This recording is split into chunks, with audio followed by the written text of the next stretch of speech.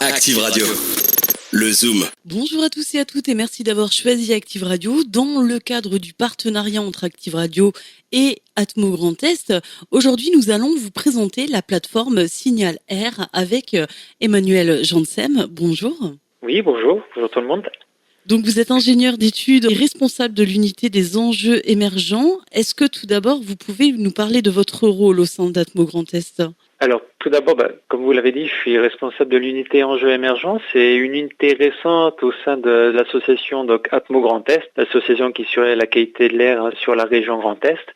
Notre unité a pour objectif principal de travailler sur des sujets d'actualité qui sortent du cadre réglementaire, comme des produits phytosanitaires, le déploiement de microcapteurs pour la mesure de polluants dans l'air, la compréhension des phénomènes de pollution par les particules, le suivi de nos nouveaux composés qu'on entend actuellement, comme les PFAS, les polluants dits éternels, et donc comme les odeurs également, un sujet qui nous réunit aujourd'hui pour ce podcast.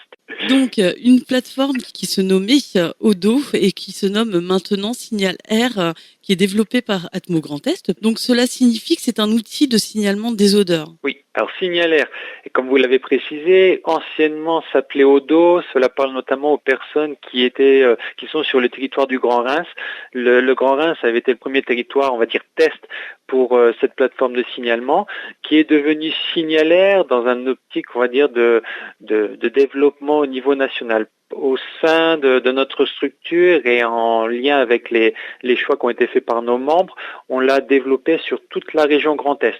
Donc Signal Air, c'est une plateforme de signalement des nuisances olfactives qui est accessible à tous les citoyens du Grand Est et qui peuvent l'utiliser à tout moment dès lors qu'ils ressentent la nécessité de nous partager une nuisance olfactive. Cela fait donc partie de la qualité de l'environnement. Tout à fait. On parle souvent de la qualité de l'air, on revient sur la loi sur l'air qui a une notion de qu'est-ce qu'une pollution de l'air, et on retrouve dans cette définition la notion aussi de nuisance olfactive excessive qui ne doivent pas être imputées à un citoyen, et donc effectivement les nuisances olfactives rentrent bien dans le cadre de la qualité de vie, de la qualité de l'air, de la qualité de l'environnement dans lequel vivent chaque citoyen. Concrètement, la surveillance des odeurs, ça sert à quoi ? Alors, la plateforme de signalement Signal Air a été mise en place sur tout le Grand Est. Déjà, c'est pour mieux identifier les sources potentielles des odeurs qui existent sur les territoires. Les gens essayent de partager cette information-là, et des fois, il est difficile de définir à quel organisme vers qui on doit s'orienter. Signal Air, c'est une plateforme très simple, très facile d'accès et pour laquelle nous on va emmagasiner de l'information et qui va nous permettre de découvrir des points, des signaux faibles qui vont nous amener des points noirs pour lesquels il y a une problématique sur un territoire. Et du coup, déjà, les riverains, ça permet de contribuer à l'amélioration de leur cadre de vie olfactif. Et ensuite, à nous, ça nous permet aussi de partager l'information auprès des parties prenantes, notamment les collectivités, qui sont les premières concernées par rapport aux citoyens qui ont ces problèmes d'odeur. Et ensuite, le fait que la plateforme fonctionne en continu 24 heures sur 24, ça nous permet de suivre année après année l'évolution des situations sur les territoires où on a pu voir émerger une problématique.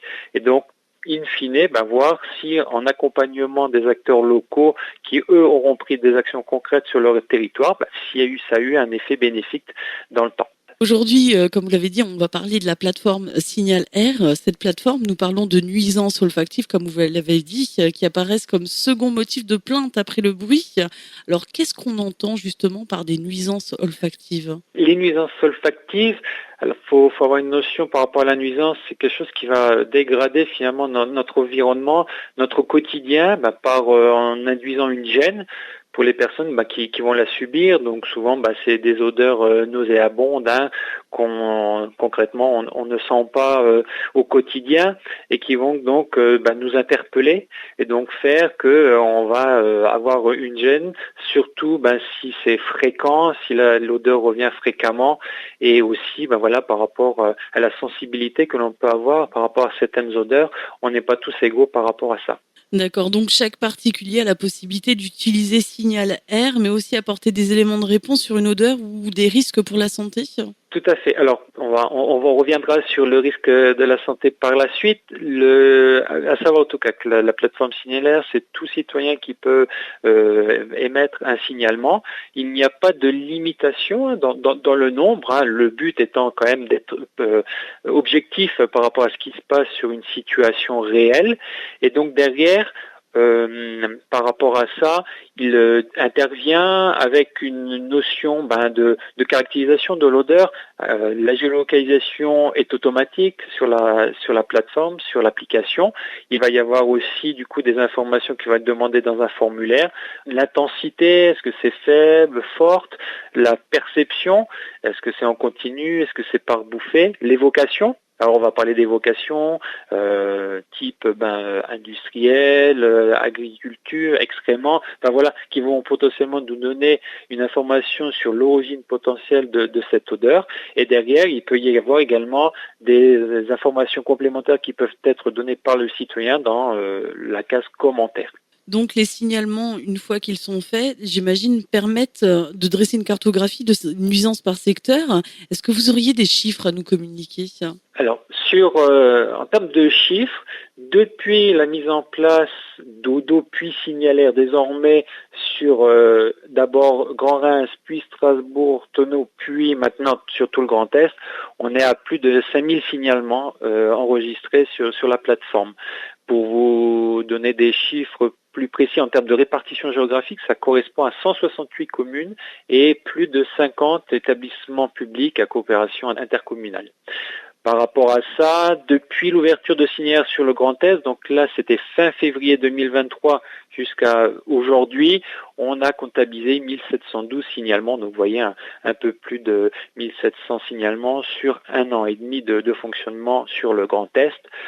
Voilà, en moyenne, il faut retenir qu'on a à peu près un signalement en moyenne tous les 2 jours, un peu plus d'un signalement tous les 2 jours. Et les signalements ressortent plus fortement sur les grandes agglomérations telles que Strasbourg ou encore Reims. Et qu'est-ce qui justifie justement ces odeurs? Souvent, ce qui justifie ces odeurs, ce sont des activités qui sont la plupart humaines. Après, ça peut être aussi naturel, mais la plupart sont des activités industrielles qui sont à l'origine ou derrière les odeurs. Des activités agricoles, ça dépend aussi du territoire qui est surveillé, qui est évalué. On a les périodes d'épandage. Là, on est en période estivale. Il va y avoir des épandages pour préparer les nouvelles cultures en automne. Et souvent, avec des fortes chaleurs, ça peut faire des émanations d'odeurs qui sont assez fortes et qui peuvent donc engendrer une gêne pour les riverains qui habitent à côté de ces champs. On a également dans les centres urbains de la restauration aussi qui ressort dans les signalements, mais également des problèmes plus liés au traitement des eaux usées par exemple. Cartographier, identifier, puis informer là où les structures susceptibles de régler le problème alors pour nos auditeurs qui auraient ce genre de soucis, justement, comment doivent-ils procéder? Il y a la plateforme qui permet de faire tout de suite une information auprès de notre structure. Nous, par défaut, on va enregistrer cette information, mais on va pas obligatoirement y répondre. C'est le nombre, la fréquence d'apparition sur un territoire qui va faire que potentiellement, nous, on va donc activer l'information auprès des organismes qui prennent le relais sur le terrain. Donc, par défaut, la commune, la collectivité, mais ça peut être aussi, comme je vous ai dit, en lien avec l'industriel, ça va être notamment l'organisme de l'Adréal qui va prendre en charge. S'il y a des symptômes, potentiellement, ça peut être l'Agence régionale de la santé, si ce n'est pas une installation classée pour la protection de l'environnement, et ça peut être également la Chambre d'agriculture, si c'est une activité agricole. Mais un citoyen peut également faire le choix d'aller, en tout cas, à minima, informer sa commune et de voir finalement si c'est un cas isolé ou si finalement plusieurs personnes ont déjà ressenti son odeur. C'est la première démarche qu'il peut faire, c'est déjà aller voir auprès de sa collectivité. Pour nos auditeurs qui souhaiteraient avoir plus d'informations, donc il y a ce site internet www.signalaire.eu. Est-ce que vous auriez un dernier message à adresser à nos auditeurs? Et je voulais en revenir par rapport à notre discussion qu'on avait tout à l'heure sur la notion de nuisance olfactive et risque pour la santé. Il ne faut pas lier ces deux éléments de façon directe. Ce n'est pas parce qu'on ressent une odeur qu'il va y avoir obligatoirement un risque pour la santé. Ce n'est pas du tout le cas. On peut des fois ne pas ressentir d'odeur et pour autant il y a un risque. On parle souvent du monoxyde de carbone en période hivernale quand il y a des problèmes de combustion en air intérieur et ça peut amener des dommages graves pour les personnes.